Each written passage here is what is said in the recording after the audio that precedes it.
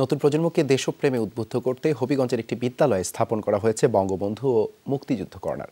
শিক্ষার্থীদের পাশাপাশি অনেকেই অনুপ্রাণিত হচ্ছেন এমন উদ্যোগে ৩ মাসের মধ্যে জেলার সকল প্রাথমিক বিদ্যালয়ে এমন কর্নার চালু করতে চায় জেলা প্রশাসন।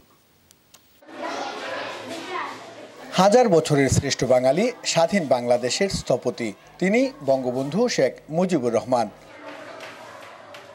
হবিগঞ্জ ব্যায়াম ল্যাবরেটরি স্কুলের শিক্ষার্থীদের মুক্তিযুদ্ধ আর দেশ স্বাধীনের ইতিহাসে বঙ্গবন্ধুর ভূমিকা সম্পর্কে পরিচিত করাতে নেওয়া হয়েছে বিশেষ উদ্যোগ। 1971 সালে 7ই মার্চ বঙ্গবন্ধু শেখ মুজিবুর রহমান রেসকোর্স ময়দানে স্বাধীনতার একটি ভাষণ দেন। আমাদের স্কুলে আমি বঙ্গবন্ধুর ছবি দেখেছি, 7ই মার্চের ভাষণ দেখেছি। যুদ্ধ 9 মাস ব্যাপী চলছিল। 16 ডিসেম্বর আমরা বিজয় অর্জন করি।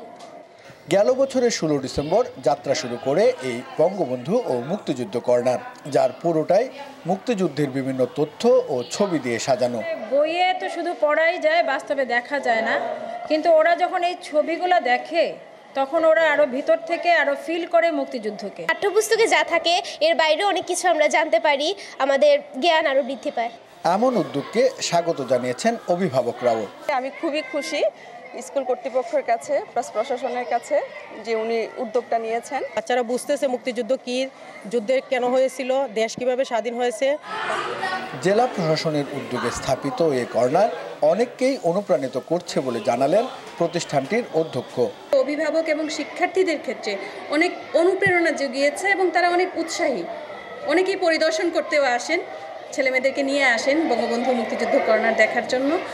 মুক্তিযুদ্ধের চেতনায় নতুন প্রজন্মকে গড়ে তুলতেই এমন উদ্যোগ বলে জানিয়েছেন জেলা প্রশাসক। শিক্ষার্থীদের মধ্যে জাতির পিতা বঙ্গবন্ধু সম্পর্কে এবং এই মহান মুক্তিযুদ্ধ সম্পর্কে একটি আলাদা একটি ধারণা বা চেতনা তৈরি হবে। এটি তাদেরকে দেশপ্রেমে উদ্বুদ্ধ করবে এবং এরাই ভবিষ্যতে এই দেশকে নেতৃত্ব দেবে তাদের।